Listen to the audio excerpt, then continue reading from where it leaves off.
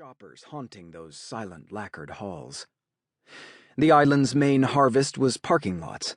They grew thick around the off-ramps, thick as the trees that guided the highway and gave riders a sense of the wilderness that must once have covered the island from shoulder to foot.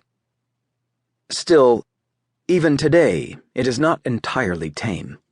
We passed Wall Street traders in Budweiser red Porsches and swerving out-of-state minivans, and I felt the heavy bass of radios in my teeth. We wove so quickly along those 4 eastbound lanes, opting mostly for the HOV, that I didn't bother to tell Paul how hungry I was, and every turnoff blurred by us as an afterthought. As the signs reading "Attractions" grew sparser and emptier, the sunlight picked through the dense Atlantic clouds, and, for a few minutes on those last speeding turns, we glowed.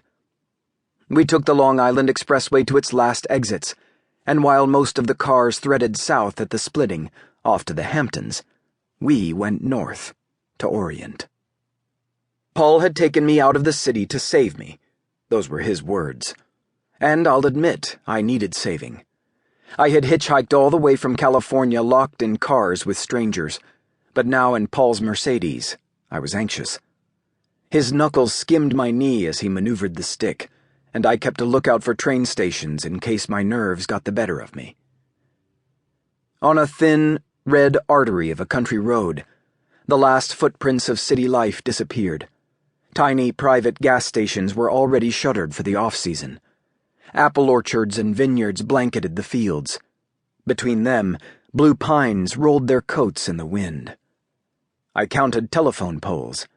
Later, they would be decorated with my picture, and worried how many more there would be, leading us through vacant farmland. Paul licked his lips and smiled.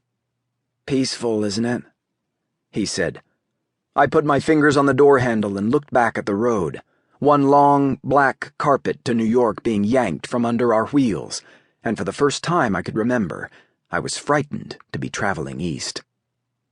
I had lived in Manhattan for 5 months, first on the couches of friends I had known back west, then on the floors of acquaintances whose bad habits began at midnight and who threw blankets over their windows at the first tremors of dawn. I can still remember the panic on those mornings when the muscular lights of the city bleached into the mineral blue of the sky, and all the promises I had told myself at 1 o'clock and 2 o'clock and 5 o'clock a.m. tasted bitter and stale in my throat. On the day Paul finally intervened, I was barely forming sentences, slumped in the hallway of his Chinatown apartment building.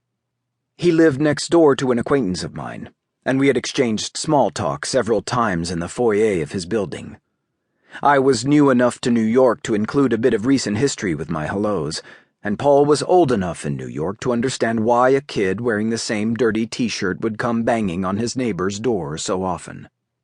On that day, when Paul practically stumbled over me on his 3rd-floor landing, he hardly recognized the grime-streaked teenager crouching like a gargoyle at his door.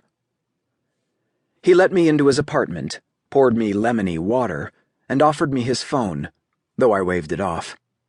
"I'm not really like this," I kept repeating, but for a while I refused to say what I was like. Paul turned his sofa into a sickbed, and I stayed there until I shook out my shakes and my constant sweat soaked his cushions. I made sure to fall asleep before he could find subtle excuses to kick me out.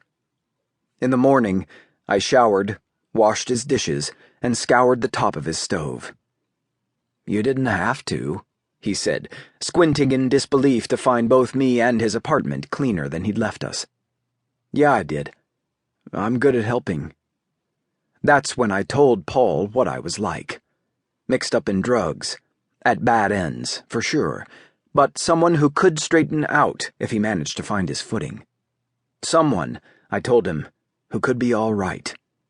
After a long talk, he suggested that I get some distance from the city and come with him to help fix up his weekend house. I repeat, it was not my idea to come this far east, but east sounded right, and I agreed. Orient. It still sounds beautiful, or would if I didn't know any better. We gutted through the low mud pastures. Roadkill bloodied the